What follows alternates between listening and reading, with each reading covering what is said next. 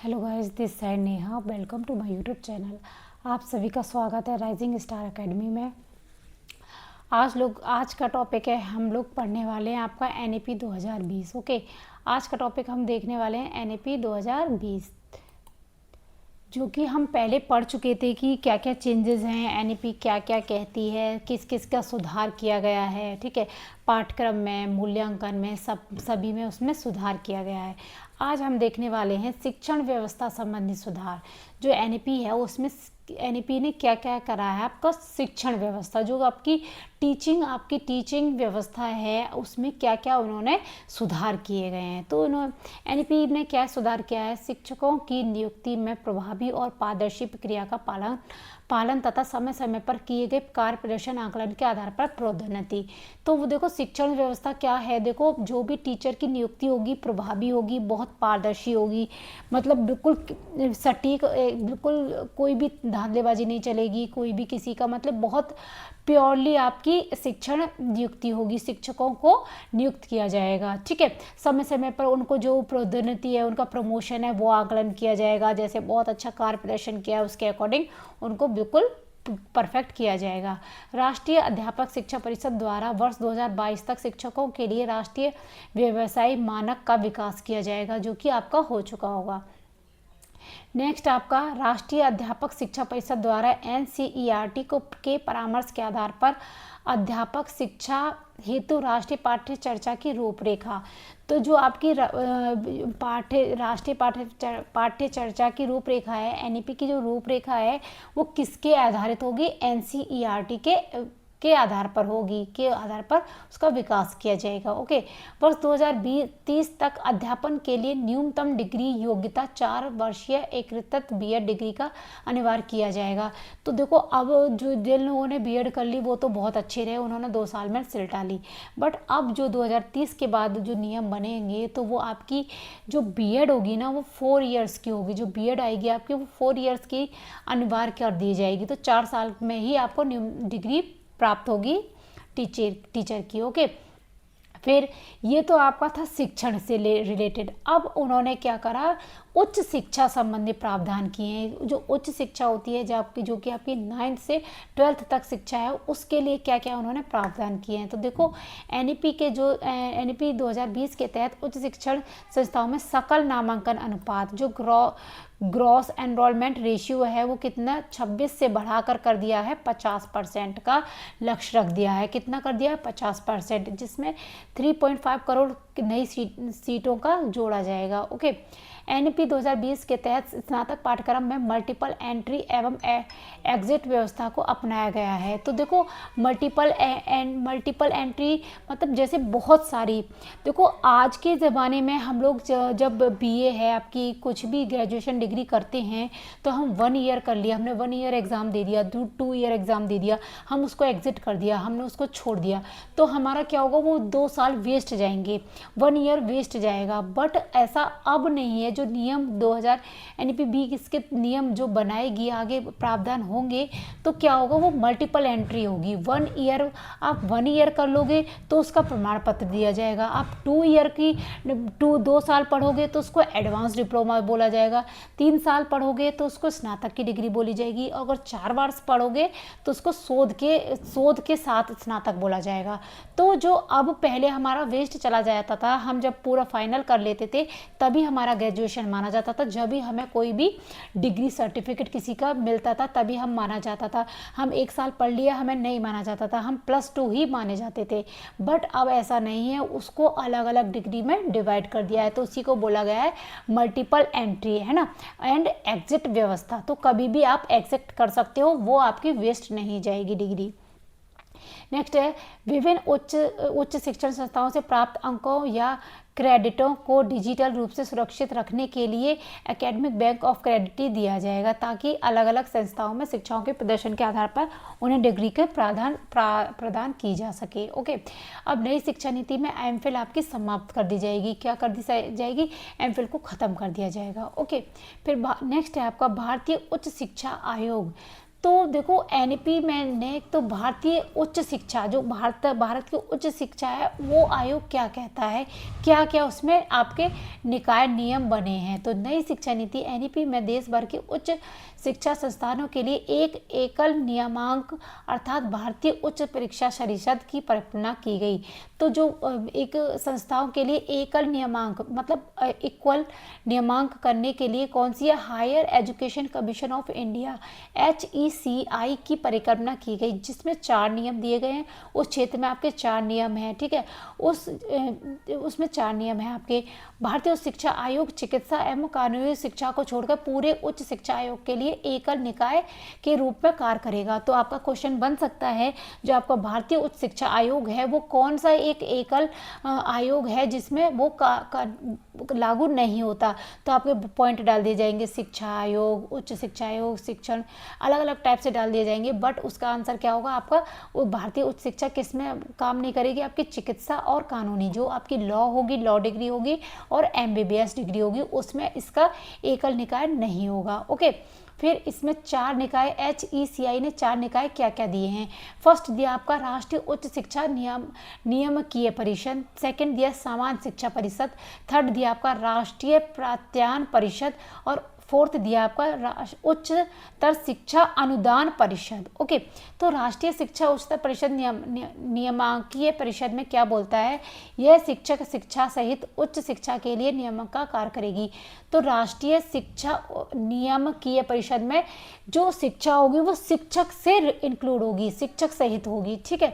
सामान्य शिक्षा परिषद जो जनरल एजुकेशन काउंसिलिंग में क्या होगा, यह उच्च शिक्षा कार्यक्रमों के लिए अपेक्षित सीखने के परिणामों का ढांचा तैयार करेगा अर्थात उनके मानक निर्धारण का कार्य करेगा। जो आपने सीखा है उसका क्या करेगा, ढांचा तैयार करेगा, जैसे रिजल्ट आउट बनाएगा, असेसमेंट देगा। ओके, राष्ट्रीय प्रत्यान परिषद, ठीक है।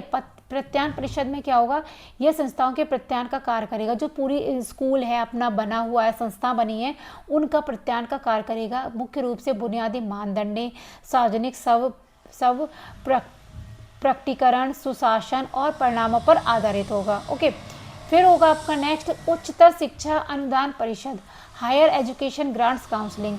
यह निकाय कॉलेजों एवं विश्वविद्यालयों के लिए वित्त पोषण का कार्य करेगा। ओके, फिर नेक्स्ट होगा आपका विकलांग हेतु प्रावधान। तो विकलांग हेतु प्रावधान क्या बने होंगे, इस नई नीति में विकलांग बच्चों के लिए क्रॉस विकलांगता प्रशिक्षण संस्थान, केंद्र, आवास, सहायक उपकरण, उपयुक्त प्रौद्योगिकी आधारित उपकरण, शिक्षकों के पूर्ण समर्थन एवं प्रारंभिक से लेकर उच्चतर शिक्षा की भागीदारी की जाएगी। देखो जैसे जो भी स्कूल बने होंगे प्रावधान होगा तो विकलांग बच्चों के लिए अलग से सीट की व्यवस्था की जाएगी। देखो लिफ्ट होती हैं, उनकी स्टीयरिंग जा सके, उनके लिए स्टीयरिंग के लिए अलग, स्टीयरिंग के लिए चढ़ने के लिए ऊपर स्कूल के लिए अलग व्यवस्था की जाती है। तो विकलांग बच्चों को अलग से नहीं छोड़ा जाता, उनकी पूरी भागीदारी के उनका समर्थन किया जाएगा।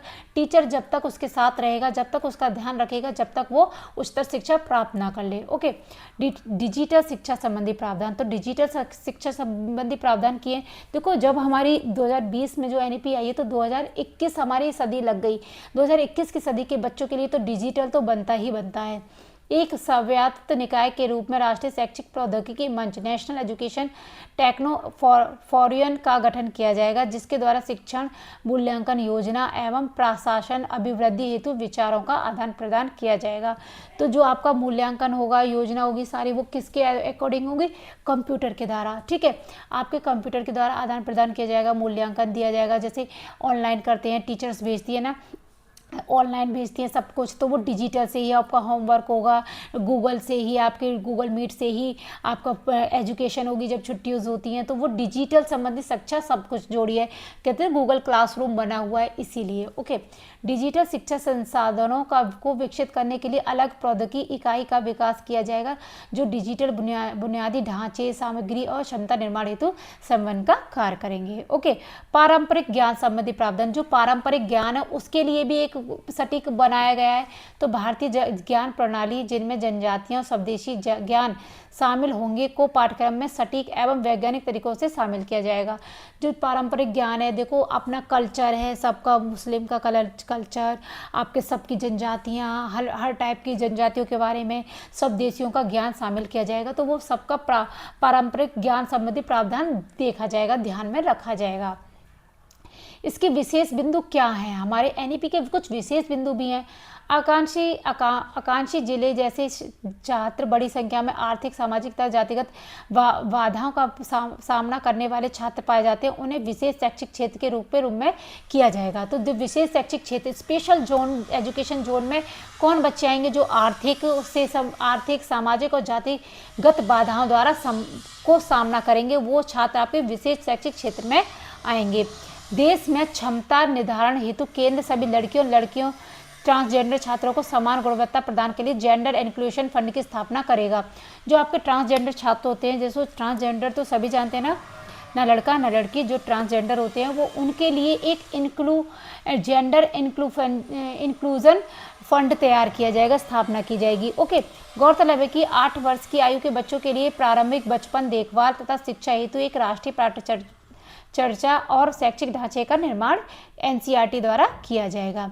राष्ट्रीय शिक्षा नीति 1986 वो क्या थी और अब क्या हुई, वो भी आपको पहले वाली पता होनी चाहिए। उससे भी क्वेश्चंस बनेंगे, ऐसा नहीं है कि उसमें क्वेश्चन नहीं बनेंगे, क्योंकि उसी में तो बदलाव किए गए हैं।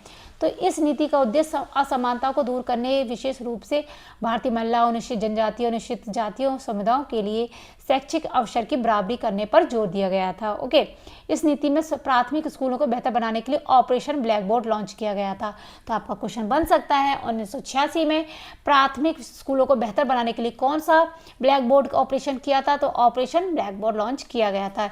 इस नीति में इंदिरा गांधी राष्ट्रीय मुक्त परीक्षा विश्वविद्यालय के साथ ऑपरेशन यूनिवर्सिटी का प्रणाली विस्तार किया जाता है। तो बोलते हैं ना हम ओपन यूनिवर्सिटी से किया है हमने ये कोर्स, ये उससे, तो वो था पहले उसमें।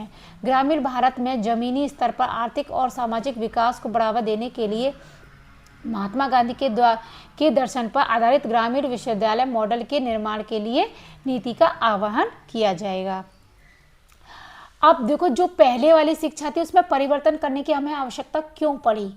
ये क्वेश्चन बहुत बनेंगे। जो डोमेन नॉलेज होती है ना, डोमेन नॉलेज के क्वेश्चंस बनेंगे, ये हमेशा बनते हैं। डीएसएसबी हो गया, एनवीएस हो गया, केवीएस हो गया, ये प्रॉपर हो आपका ईएमआरएस हो गया, जो कि पर्टिकुलर आपका सिलेबस में दिया गया है। तो पूर्ववर्ती शिक्षा नीति में परिवर्तन की आवश्यकता हमें क्यों पड़ी? देखो, बदलते वैश्विक परिदृश्य में ज्ञान आधारित अर्थव्यवस्था की आवश्यकताओं की पूर्ति के लिए मौजूदा शिक्षा प्रणाली में परिवर्तन की आवश्यकता थी। शिक्षा की गुणवत्ता को बढ़ाने, नवाचार, अनुशासन को बढ़ावा देने के लिए नई शिक्षा नीति की आवश्यकता थी। भारतीय शिक्षण व्यवस्था की वैश्विक स्तर पर पहुंच सुनिश्चित करने के लिए शिक्षा के वैश्विक मानकों को अपनाने के लिए शिक्षा नीति में परिवर्तन की आवश्यकता थी। तो देखो, जो बदलाव हमें किए हैं वो क्यों? ज्ञान आधारित अर्थव्यवस्था, जो अर्थव्यवस्था बच्चों की चेंज हो रही है, उसके मौजूदा होते हुए बदलना हमें ज़रूरी था।